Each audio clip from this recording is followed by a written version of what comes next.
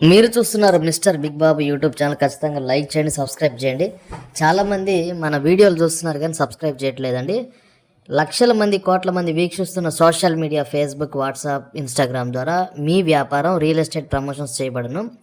LBR digital marketing అండి. ఇప్పుడే ఆ నెంబర్కి కాల్ చేయండి, 9247174128. మీ వ్యాపారం ఫేస్బుక్, వాట్సాప్, ఇన్స్టాగ్రామ్, యూట్యూబ్ ద్వారా ప్రమోషన్స్ చేయబడను.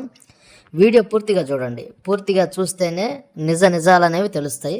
ప్రతి ఒక్కళ్ళు వీడియో చూస్తున్నప్పుడు ఒక చిన్న లైక్ చేయండి. మీరు లైక్ చేయడం వల్ల ఏమైందంటే ఈ వీడియో మరి ఎక్కువ మందికి షేర్ అయ్యిద్ది అనమాట. సో వీడియో చూస్తున్న ప్రతి ఒక్కరు కూడా లైక్ చేయండి. పూర్తిగా వీడియో చూసిన తర్వాతే మీరు కామెంట్ పెట్టండి. మధ్యలో కామెంట్లు పెడితే మీకు అర్థం కాదండి. పదే చెప్తున్నా, పూర్తిగా వీడియో చూసిన తర్వాతే మీరు కామెంట్ చేయండి. నిజాలు అనేవి తెలుస్తాయి పూర్తిగా వీడియో చూస్తే. ఇక వీడియోలోకి వెళ్దాం. రీసెంట్గా ఒక నెలలో, జనవరి 2026 నెలలో వరుస దాడులు అనమాట. ఆంధ్రాలో క్రిస్టియన్స్ పైన వరుస దాడులు జరుగుతున్నాయి.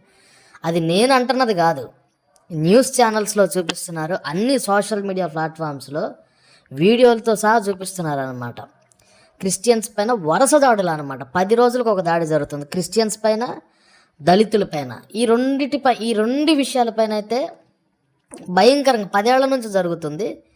గత సంవత్సరం నుంచి ఇంకా ఫాస్ట్ అయిపోయిందనమాట. దళితుల మీద, క్రిస్టియన్స్ పైన 10 రోజులకు ఒకటి జరుగుతుంది. న్యూస్ ఛానల్స్లో కూడా మీరు చూడొచ్చు. మొన్న మధ్య తిరుపతి అనే ఒక ప్రాంతంలో బస్సును తగలబెట్టబోయారు. మీకు తెలుసో లేదో, క్రిస్టియన్ వ్యాన్ ఉంటుంది కదా, దాన్ని తగలబెట్టబోయారు. తెలుసా?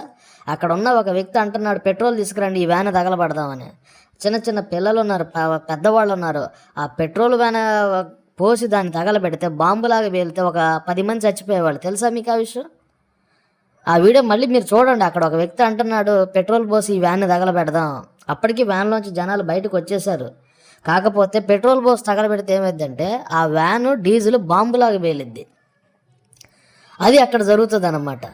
రీసెంట్గా మళ్ళీ అది జరిగిన ఒక 10 days 15 days తర్వాత రీసెంట్గా ధర్మవరంలో చర్చిని పగలగొట్టేశారు. పగలగొట్టగానే వెంటనే టీడీపీ పార్టీ పరిటాల ఆయన ఉంటారు కదా, పరశురామ్ గారు, శ్రీరామ్ గారు, ఆయన వెంటనే రియాక్ట్ అయ్యారండి. ధర్మవరంలో, అనంతపురం జిల్లా అనుకుంటాం, అక్కడ చర్చిని పగలగొడితే వెంటనే ఆయన స్పందించి దీని మీద నేను విచారణ జరుపుతానని అన్నారండి. మొన్న డిసెంబర్ నెలలో రికార్డు స్థాయిలో అనమాట మన భారతదేశం చరిత్రలో ఒక క్రిస్మస్ రోజున 45 చోట్ల క్రిస్టియన్స్ పైన దాడులు జరిగినాయి. 9 రాష్ట్రాల్లో దాడులు జరిగినాయి.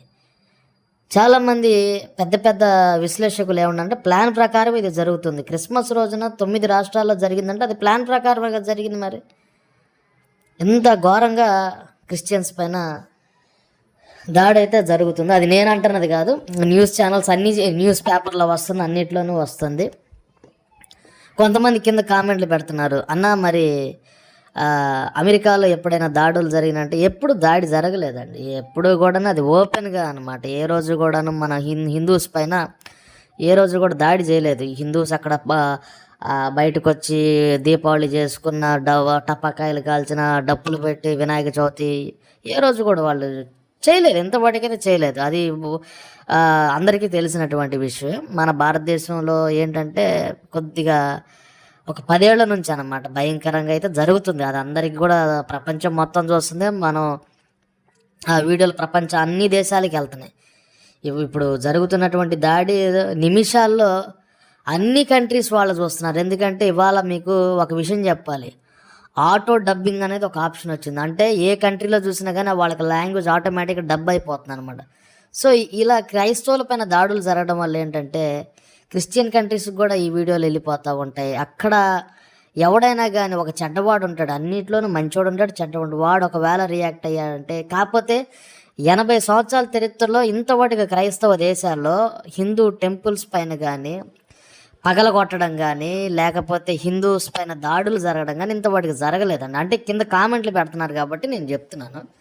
ఇప్పుడు కూడా మన క్రైస్తవుల పైన ఇన్ని దాడులు జరుగుతున్నా కానీ హిందూస్ పైన ఏ రోజు కూడా క్రిస్టియన్ దేశాల్లో దాడులు జరగలేదండి. ఇంకా క్రిస్టియన్ కంట్రీస్లో హిందువులు పెద్ద పదవుల్లో ఉన్నారు, దేశ ప్రధానమంత్రులు అయ్యారు. మీకు తెలుసో లేదో, లండన్లో దేశ ప్రధానమంత్రి అయ్యాడు ఒక హిందూ. సో క్రిస్టియన్ కంట్రీస్లో ఏంటంటే హిందువులు మంచి మంచి పదవుల్లోనే ఉన్నారు, వాళ్ళు ఎప్పుడు అబ్జెక్షన్ పెట్టరు. క్రిస్టియన్స్ ఎప్పుడు కూడా మతం అని అబ్జెక్షన్ పెట్టరండి, అది అందరికి కూడా తెలిసినటువంటి విషయమే. దీని గురించి మీ అభిప్రాయాన్ని కామెంట్ చేయండి.